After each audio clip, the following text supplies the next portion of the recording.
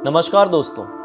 चीज़ों से छेड़खानी करना कितना ज़्यादा खतरनाक साबित हो सकता है, आज के इस वीडियो से आपको समझ में आएगा। संजीव नाम के एक व्यक्ति भूत प्रेत और भगवानों पर विश्वास नहीं करते थे। उनका यह मानना था कि इस दुनिया में जो कुछ भी है वो इंसान है और इंसान की उत्पत्ति विज्ञान की वजह से हुई है। विज्ञान सबसे बड़ा भगवान है। ऐसा नहीं था कि संजीव जी एक बहुत ही अल्ट्रा मॉडर्न फैमिली से आते थे, कोई साइंटिस्ट वाइंटिस्ट थे, ऐसा कुछ भी नहीं था। वो एक छोटे से गांव के रहने वाले थे। प्रतापगढ़ के अंदर एक गांव राजापुर नाम का, वहां से बिलोंग करते थे। पता नहीं इनकी सोच ये कैसे हो गई थी। इनके घर के लोग जब पूजा पाठ करते थे, जैसे किसी को बुखार आ गया तो कई बार आपने देखे होंगे गांव में ऐसा थोड़ा झाड़ फूक कर देते हैं कि बुखार उतर जाएगा। ऐसा कोई भी करता था इनके जान पहचान में या परिवार वालों में, तो उसकी बहुत उतारा करते थे संजीव जी, बहुत ज्यादा। एक समय ऐसा आता है कि संजीव जी की शादी हो जाती है। अब शादी में भी बहुत सारे रिचुअल्स होते हैं, विधि विधान होते हैं। वो सब भी जब लोग कर रहे थे ना, तो इनको बहुत चिढ़ आ रही थी मनी मन। खैर, जैसे तैसे करके शादी कंप्लीट हो गई। इनकी पत्नी के नेचर के बारे में जब इनको पता चला तो और भी ज्यादा खुश हुए, क्योंकि इनकी पत्नी की सोच भी इनसे काफी मिलती जुलती थी। वो भी भगवानों के ऊपर विश्वास नहीं करती थी, लेकिन भूत प्रेतों के ऊपर उन्हें थोड़ा बहुत ट्रस्ट था। इसी वजह से दुनिया भर की बातचीत करते हुए इनकी जोड़ी अच्छी चली और कुछ सालों बाद इनको 2 लड़के हुए। अब इनका परिवार कंप्लीट था। इनके इस घर में ये न्यूक्लियर फैमिली ही रहती थी। ये, इनकी पत्नी और 2 बच्चे और इनके पिताजी माताजी लोग एक दूसरे घर में रहते थे। ये बिल्कुल आउटर वाले इलाके में रहते थे, राजापुर के। अब राजापुर के पास एक और गांव था जहां पर इन्होंने अपना बिजनेस डाले हुए थे। वो बिजनेस था किराना दुकान का बिजनेस। इस किराने दुकान में ये थोड़ा सामने चाय की टपरी भी डाल लिए थे, और ऐसा मतलब जो एक ऐसी दुकान समझ लो गांव की जिसमें हर एक चीज मिल जाती है दवाई गोली को छोड़कर। ऐसी एक दुकान इन्होंने राजापुर के बाजू वाले गांव में खोल के रखे थे। उसी से इनकी जीवनी चल रही थी। लेकिन अचानक से जब इनके बेटों की उम्र ये कोई 15-16 साल के आसपास की हो जाती है, तो ये रियलाइज करते हैं कि यार दुकान इतनी अच्छी चल नहीं पा रही है। जितनी इनकम होना चाहिए बच्चों की आगे पढ़ाई के लिए, लाइफ अच्छे से सेटल करने के लिए, उतना हो नहीं पा रहा है। जब तक सिर्फ पति पत्नी थे और बच्चे छोटे थे काफी, तब तक सब हो जाता था, लेकिन अब नहीं हो पा रहा है। काफी समय तक ये सब कुछ चलता रहा। इनके जो पिताजी थे, इन्होंने सलाह भी दी कि किसी पुजारी जी को बुलाओ, पूजा पाठ कराओ। दुकान का तुम उद्घाटन तक नहीं किए हो, कैसा चलेगा? मतलब जब दुकान खुलती है तो पूजा पाठ होती है, वो सब भी नहीं कराए हो तो कई बार जिस जमीन के ऊपर कुछ बना हुआ रहता है, उस जमीन में भी कुछ कड़वी यादें रहती है। जिस याद का असर, जिन यादों का असर मतलब उस जगह पर बने हुए घर पे या दुकान पे पड़ता है। तो संजीव जी के पिताजी फोर्स बहुत करते थे, और वो गलत भी नहीं थे। पूजा पाठ इनको कराना चाहिए थे, कराए नहीं थे।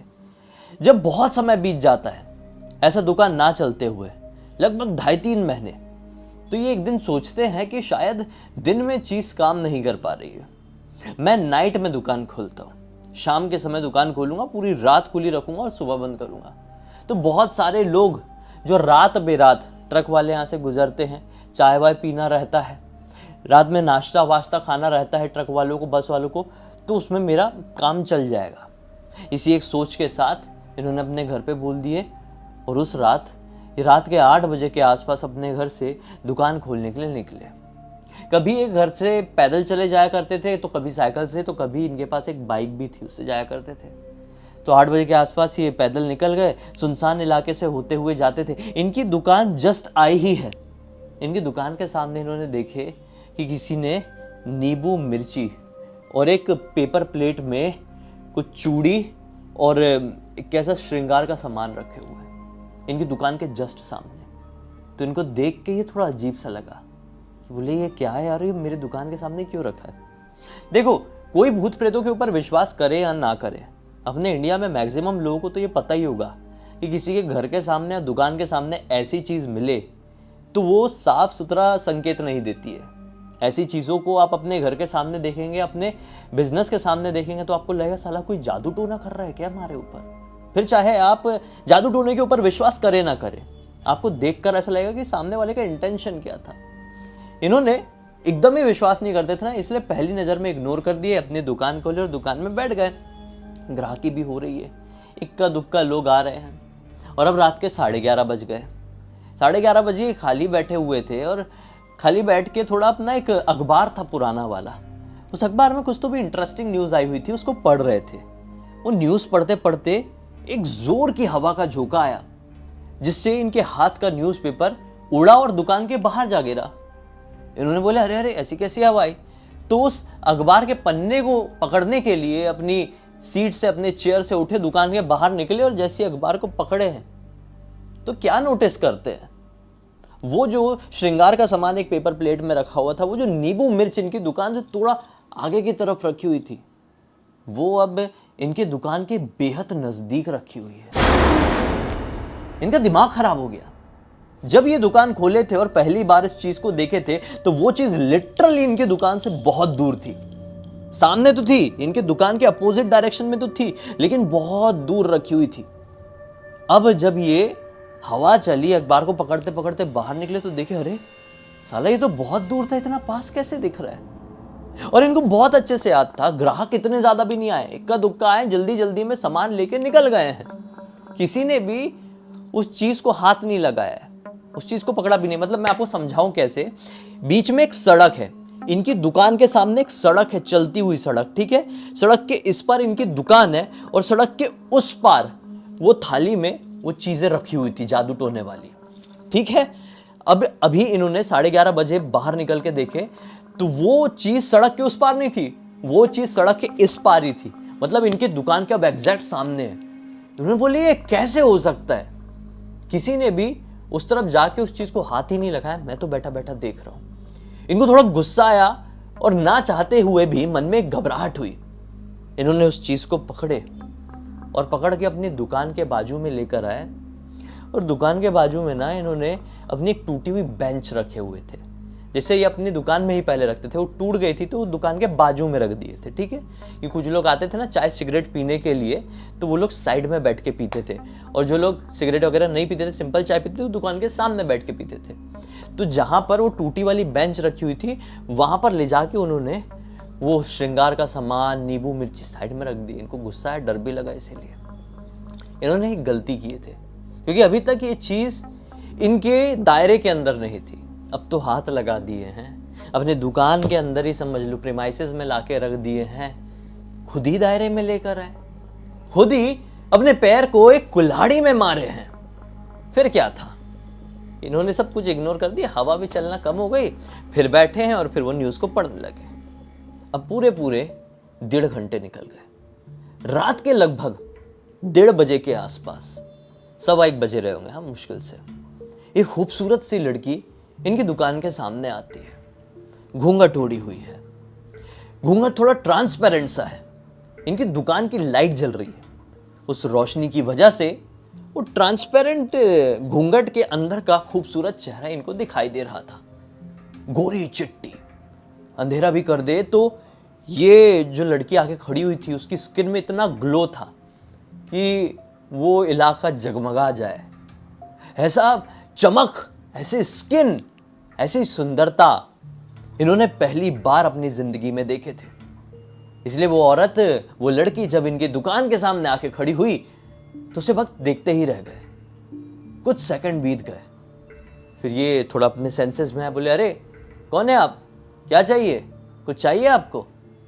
औरत कुछ भी नहीं कह रही है, खड़ी है, दुकान से थोड़ा दूर खड़ी हुई थी। फिर बोले क्या चाहिए मैडम, बताइए ना।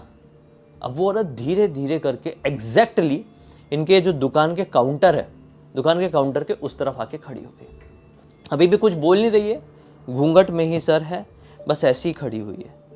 उन्होंने बोले यार कैसी है, गहने वहने बहुत अच्छे पहनी हुई है, एकदम सोने के जगमगाते हुए गहने, एकदम महंगी लाल कलर की साड़ी पहनी हुई है।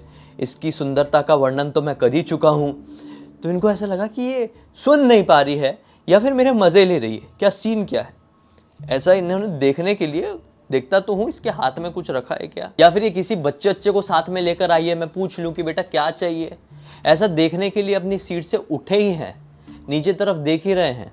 इनका देखने का क्या मतलब था, या तो ये उस औरत के साथ के किसी बच्चे को ढूंढ रहे थे, या तो ये उस औरत के हाथ में रखे हुए थैले को देखना चाह रहे थे, कैरी बैग को।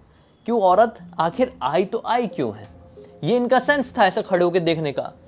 क्या दिखाई देता है इनको खड़े होके, ये देखते हैं कि उस औरत ने तो जो साड़ी है ना वो थोड़ी ऊपर से पहनी हुई है, काफी ऊपर से, मतलब नीच से थोड़ी नीचे तक ही उसकी साड़ी जा रही है, और उसके पैर उल्टे हैं, लिटरली उल्टे हैं।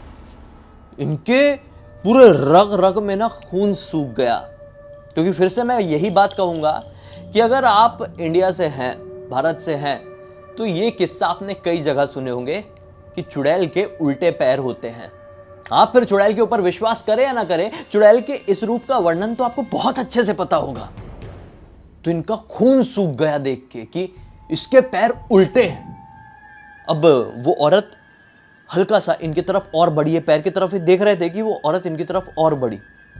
अब ये पैर से चेहरे की तरफ वापस देखे, और जैसे इनकी नजरें चेहरे तक पहुंची है, फिर से एक हवा का झोंका आया। बारिश का टाइम था, थोड़ी हवा चल रही थी, फिर से एक हवा का झोंका आया और उस औरत के ऊपर से वो घूंघट उड़ा। और जब उस औरत का चेहरा दिखाई दिया ना, इनका मानो ऐसी कंडीशन हो गई, समझ लो पेंट गीले वाली, बहुत खराब कंडीशन हो गई। क्योंकि उस औरत की आंखें नहीं थी, नाक नहीं थी, मुंह नहीं था, मतलब मानो कि जो चेहरा था ना उसमें पूरा स्किन था ऐसा, वो स्किन भी नॉर्मल नहीं था, पूरी तरीके से झुलसा हुआ, जैसे किसी ने इस औरत के मुंह को आग की भट्टी में दे मारा हो और फिर बाहर निकाला हो। ये बहुत जोर से चिल्लाए और पता नहीं इनके अंदर कहां से वो ताकत आ गई।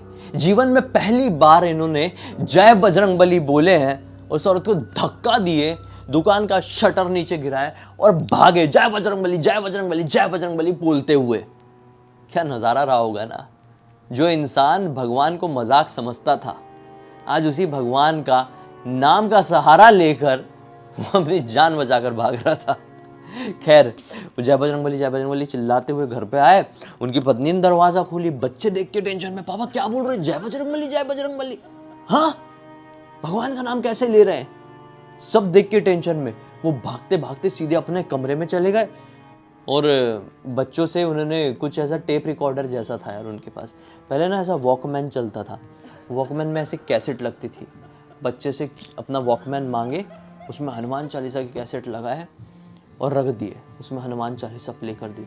अब पत्नी देख के टेंशन में, बच्चे देख के टेंशन में कि पिताजी ने टेप रिकॉर्डर वॉकमैन में हनुमान चालीसा कैसे लगा दी, कैसे सो रहे हैं। पूरे पसीना पसीना थे, जबकि बाहर मौसम ठंडा था, तूफान उफान चल रहा था, आंधी चल रही थी, बारिश के टाइम का मौसम था ना। ये रात इन्होंने भगवान का नाम लेते हुए काट दिए। अगला दिन निकला और इनकी आदत तो थी सुबह थोड़ी जल्दी उठने की। ये उठे नहीं तो पत्नी को टेंशन हुआ, बोली चाय के लिए पूछती हूँ। चाय के लिए पूछने के लिए गई तो उनको भयंकर तेज फीवर है। अभी उन्हें पड़ोसियों की मदद से एक हॉस्पिटल लेकर पहुंचे इन लोग, ये होश में नहीं आ पा रहे, ट्रीटमेंट चल रहा है। फिर बड़ी मुश्किल से 7-8 घंटे बाद होश में आए हैं। फिर एक जगह से दूसरी जगह जा रहे हैं, बड़े शहर में जा रहे हैं। 10-11 दिन तक बुखार का ट्रीटमेंट हो रहा है, लेकिन कुछ भी इलाज नहीं मिल रहा है। फिर एक डॉक्टर ने इनकी पत्नी से कह दिया कि हमको बड़ा मुश्किल लग रहा है अब इनकी जान बच पाए। इनके सर पर बुखार कभी भी चढ़ जाएगा, और सर पर चढ़ गया तो या तो ये अपना दिमागी संतुलन खो जाएंगे या तो फिर इनकी मृत्यु हो जाएगी। तो ये बात उन्होंने सुन ली है, भले अपने सेंसेस में नहीं थे लेकिन सुन ली है। और अब उनको रोना आ गया और रोते रोते उन्होंने अपनी पत्नी से सारी बात बता दी कि ऐसा ऐसा उस रात को मेरे साथ हुआ था। और फिर जब मैं घर पर आया, हनुमान चालीसा लगाकर मैं सोया, तो पूरी रात सपने में वो चुड़ैल मुझे दिखाई दी है। मेरी जान बचा लो, उस चुड़ैल के कारण ही मेरे साथ वो सब कुछ हो रहा है। ये भी बहुत रोई कि आपने इतना लेट क्यों बताया। इन्होंने तुरंत, उनकी पत्नी ने तुरंत ही अपने पिताजी को यानी अपने मायके में फ़ोन करी और उनसे मदद मंगवाई। उनके मायके वाले अपने साथ एक पुजारी बाबा को लेकर आए। पुजारी बाबा ने सबसे पहले हॉस्पिटल से डिस्चार्ज करवाया इनको। बड़ी हिम्मत लगी हॉस्पिटल से डिस्चार्ज करवाने में, क्योंकि अब जान पर बनाई थी। और यहाँ पर एक पुजारी बाबा आकर बोल रहे हैं कि हॉस्पिटल से डिस्चार्ज करवाओ तब भी ठीक हो पाएंगे। तो कोई भी परिवार वाले इतनी इजीली मानेंगे नहीं, लेकिन अब भगवान ही एक भरोसा थे। तो हॉस्पिटल से डिस्चार्ज कराया गया और फिर उसके बाद पुजारी जी ने साफ बोल दिए कि इन्होंने एक बहुत बड़ी गलती कर दी है। किसी को जानबूझ के छेड़े हैं। इनको मालूम था कि यहाँ पे कुछ भूत प्रेत हो सकता है, तब भी छेड़े हैं, और वो चीज़ चिढ़ के इनके पास आई है, इनकी जान लेना चाहती है। तो इनकी पत्नी पुजारी बाबा के पैर पकड़ ली, साष्टांग दंडवत प्रणाम करके, पुजारी जी बचा लो मेरे पति को। हालांकि मैं भी भगवान के ऊपर विश्वास नहीं करती हूँ, लेकिन आज ईश्वर ही सहारा है, बचा लो। पुजारी जी ने बोले बजरंगबली की सब ठीक करेंगे। बजरंगबली का नाम से इन्होंने इनके घर पे सुंदरकांड का पाठ कराए, बहुत बड़ा हवन कराए हैं, और फिर सभी लोगों को बजरंगबली के नाम का एक रक्षा सूत्र बांधे हैं, और फिर धीरे धीरे करके ये अपनी तबीयत से रिकवर कर पाए। फिर ये प्रॉब्लम इनको कभी नहीं हुई, और इन्होंने उस दिन के बाद से पूजा पाठ सब कुछ शुरू कर दिए। ये नास्तिक से पूरी तरीके से आस्तिक बन गए। आज इनको इतना ज़्यादा विश्वास है सारी चीज़ों में कि उतना आपको हमको नहीं होगा। इस पूरी की पूरी घटना की जानकारी किसी और ने नहीं, बल्कि इन्हीं के एक पड़ोसी है, उन पड़ोसी के बेटे ने मुझे इंस्टाग्राम पर कहानी लिखकर भेजा। इसका नाम है आदित्य, और आदित्य इस कहानी के जरिए सभी लोगों को यही सिखाना चाहता है कि आप किसी चीज़ के ऊपर विश्वास करें या ना करें, किसी में उंगली कभी नहीं करना चाहिए। तो इसी एक नोट के साथ इस कहानी का बंद करते हैं। अब तक इस वीडियो को देख लिए हैं तो लाइक जरूर कर देना, चैनल को सब्सक्राइब करके बेल आइकन दबा के ऑल के ऑप्शन में क्लिक करना, क्योंकि इसी तरह के हैरान कर देने वाले खौफनाक वीडियोस डेली आप लोग के सामने लेके आता रहता हूं। इंस्टाग्राम की लिंक इस वीडियो के डिस्क्रिप्शन बॉक्स में मिल जाए, क्लिक करके डायरेक्टली वहां पर पहुंच जाना। और इसी तरह की कोई भी कहानी टॉपिक या जानकारी आप लोग के पास भी है तो लिख भेजना, हो सकता है मेरा अगला वीडियो कल आपके हिसाब से बन रहा हो। तो चलिए कल फिर से मिलते हैं, तब तक के लिए बहुत बहुत धन्यवाद। आपका दिन शुभ हो।